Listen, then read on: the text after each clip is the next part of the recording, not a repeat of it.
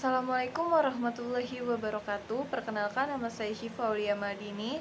Dalam kesempatan kali ini saya ingin membuat video untuk memenuhi nilai dari mata kuliah Green Management. Dalam video ini saya akan membahas tentang Green Human Resource Management, Ecopreneurship, dan juga Green Tourism. Yang pertama, saya akan membahas tentang Green Human Resource. Penelitian menegaskan bahwa integrasi yang lebih besar antara praktik manajemen SDM dan masalah lingkungan membantu perusahaan untuk menerapkan SMS secara efektif. Proses dukungan dari tujuan SDM ke manajemen lingkungan disebut Green Human Resource Management. Perusahaan dapat menggunakan berbagai kebijakan dan praktik manajemen SDM untuk mencapai tujuan pengelolaan lingkungan serta membantu pengelolaan perilaku SDM agar dapat berkontribusi pada gerakan hijau.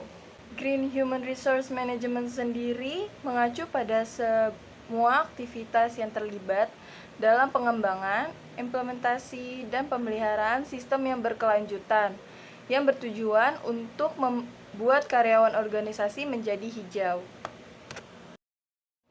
Selanjutnya saya akan menjelaskan tentang fungsi dari Green Human Resource Management. Yang pertama ada Green Recruitment and Selection atau biasanya disebut GRS. GRS memastikan bahwa rekrutmen baru memahami budaya organisasi hijau dan berbagai nilai-nilai lingkungannya. Melalui seleksi pengetahuan, nilai, dan kepercayaan terhadap lingkungan calon karyawan.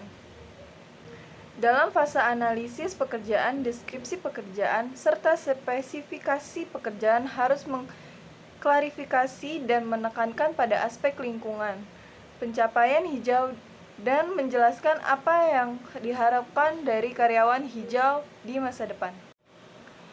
Yang kedua ada Green Training atau GTR.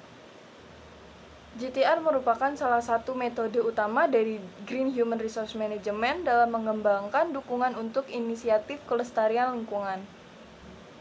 Zogah pada tahun 2011 menjelaskan bahwa organisasi harus memberikan peluang untuk melibatkan karyawan dalam proyek penyelesaian masalah lingkungan. Untuk mencapai tujuan ini, prinsip rotasi pekerjaan harus digunakan dalam penugasan ramah lingkungan sebagai bagian penting dari rencana pelatihan dan pengembangan karir manajer hijau berbakat di masa depan. Selanjutnya ada Green Compensation atau GCO. Untuk mencapai tujuan penghijauan organisasi dapat ditingkatkan dengan memberi penghargaan kepada karyawan atas komitmen mereka terhadap praktik kelestarian lingkungan. Dalam konteks ini, kinerja lingkungan dapat mengambil manfaat dari sistem GCO jika berfokus pada penghindaran perilaku negatif dan mendorong perilaku ramah lingkungan.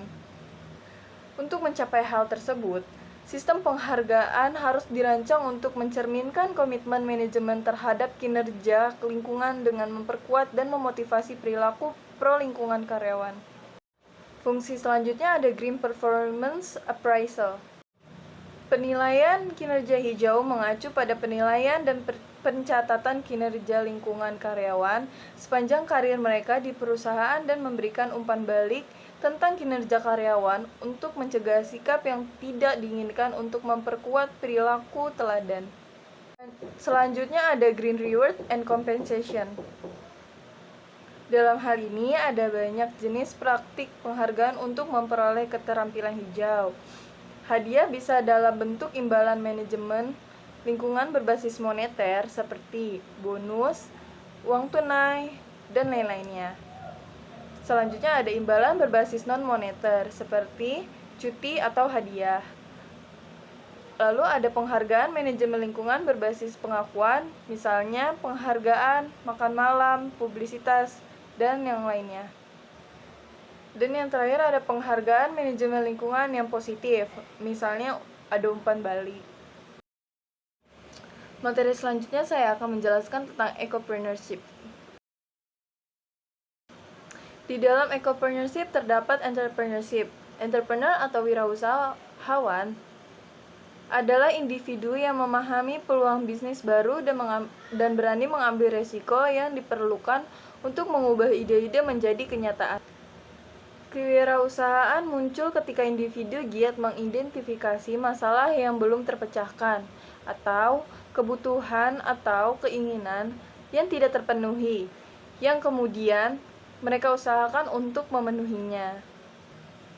Apapun lingkungannya, kewirausahaan yang sukses membutuhkan lebih dari sekedar energi dan uang agar individu dan organisasi mampu merangkul proses perencanaan yang kohesif dan mengembangkan ide, penyusunan sumber daya, sumber keuangan, adopsi teknik kreatif dan inovatif, serta pengambilan risiko yang diperhitungkan. Selanjutnya ada ecopreneurship. Istilah ecopreneurship dan kewirausahaan lingkungan digunakan untuk menunjukkan perilaku inovatif oleh individu dan organisasi yang beroperasi di sektor swasta dan yang menganggap fokus lingkungan ini sebagai pilar utama dari model bisnis dan daya saing berkelanjutan. Ecopreneurship juga menunjukkan motivasi yang kuat untuk menciptakan ide bisnis baru dengan menekankan keberlanjutan sebagai prinsip dasar. Dengan menunjukkan manfaat ekonomi yang lebih ekologis dan ramah lingkungan, ekopreneur bertindak sebagai faktor penarik atau pull factor yang mendorong bisnis lain untuk proaktif secara ekologis. Peran ini berbeda dengan faktor pendorong atau push factor, seperti peraturan pemerintah dan tekanan oleh pemangku kepentingan dan organisasi LSM. Definisi ecopreneurship sendiri dapat ditinjau dari beberapa pendekatan, yaitu pendekatan yang pertama, ecopreneurship didasarkan pada implementasi inovasi di bidang lingkungan. Ecopreneur sadar akan dampak terhadap lingkungan dari operasi bisnisnya dan mengembangkan inovasi untuk mengurangi dampak tersebut. Yang kedua, ecopreneurship sebagai alat strategis. Penerapan kebijakan berkelanjutan memiliki dua manfaat, yaitu meningkatkan prospek keuntungan dan pelestarian lingkungan. Lalu ada pendekatan yang ketiga, yaitu ecopreneurship adalah alat untuk mengubah masyarakat. Ecopreneur memainkan peran penting dalam evolusi dan pengembangan institusi. Lalu selanjutnya ada eco-innovation. Ecopreneurship dan inovasi adalah dua konsep yang berbeda namun saling terkait dalam konteks pembangunan lingkungan. Eco-innovation merupakan elemen penting karena meningkatkan nilai bagi produsen dan konsumen serta mengurangi dampak negatif terhadap lingkungan. Dalam konteks global, di mana perubahan meningkat dan inovasi mengganggu tatanan bisnis yang ada, sumber keunggulan kompetitif harus diciptakan dan diferensiasi strategi harus dikembangkan melalui eco-innovation. Investasi dalam inovasi lingkungan memungkinkan perusahaan tidak hanya untuk mendapatkan posisi pasar yang istimewa, tetapi juga untuk mempertahankan posisi ini dalam jangka panjang. Jika perusahaan tidak mampu bersaing melalui biaya, mereka dapat bersaing melalui inovasi. Lalu yang terakhir ada transisi ekologis. Transisi sebuah bisnis ke arah ekologis diwujudkan di dalam pengelolaan perusahaan dan proses produksi.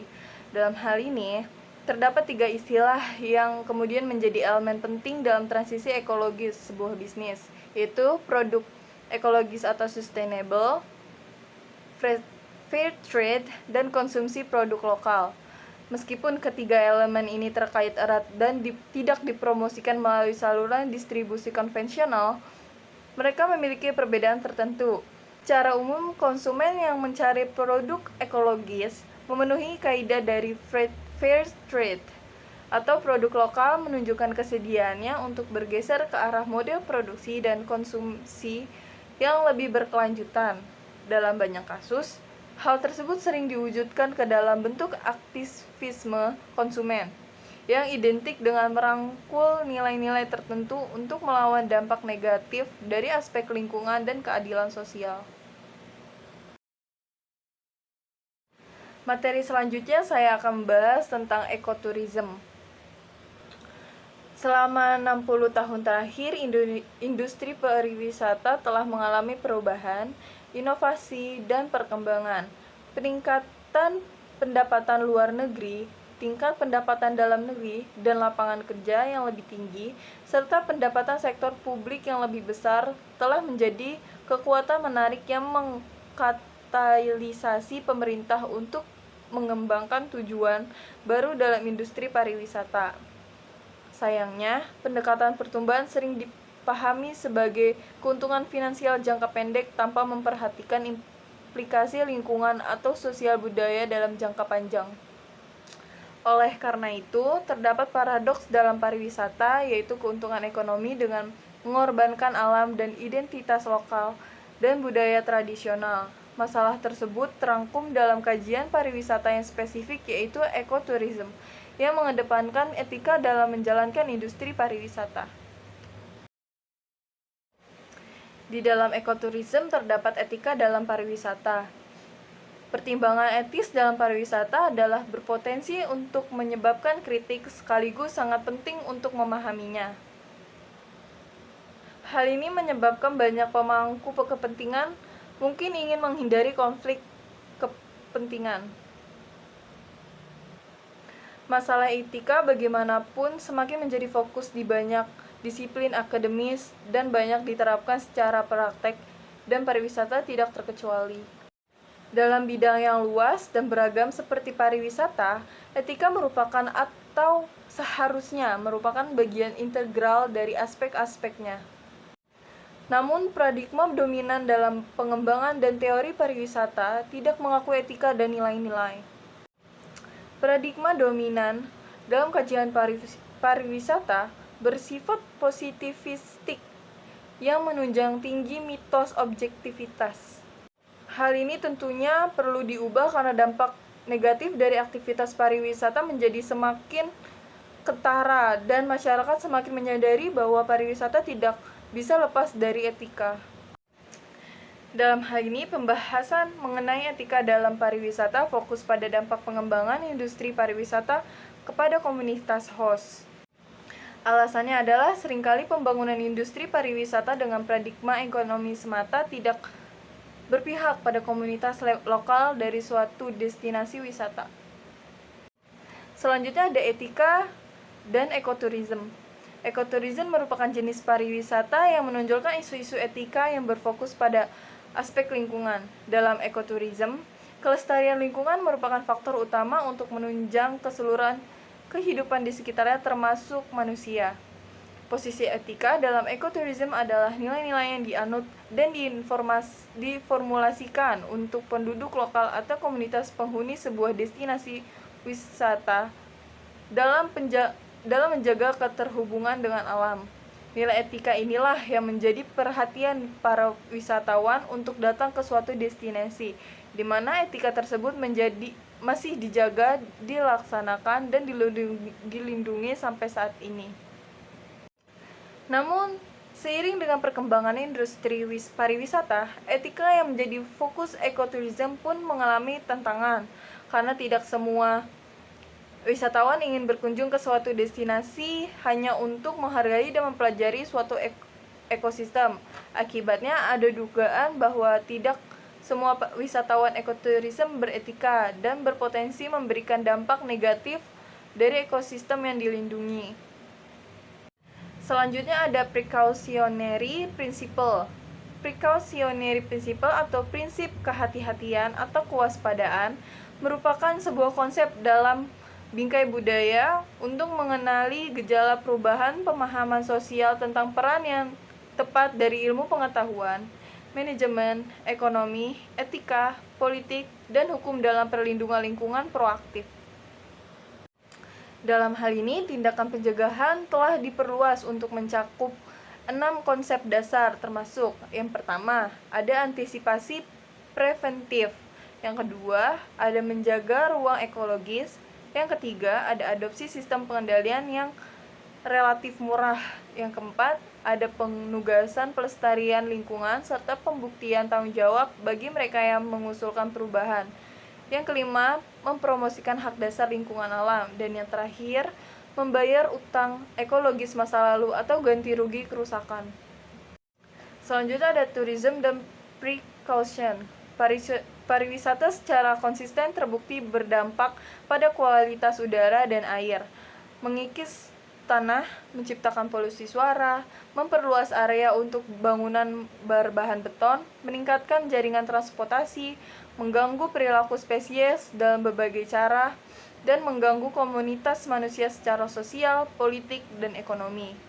Ada banyak sekali contoh di mana pariwisata telah dilembagakan dan dengan sedikit memperhatikan perencanaan sosio-ekologis yang tepat. Sekian presentasi dari saya. Kurang lebihnya mohon maaf. Wassalamualaikum warahmatullahi wabarakatuh.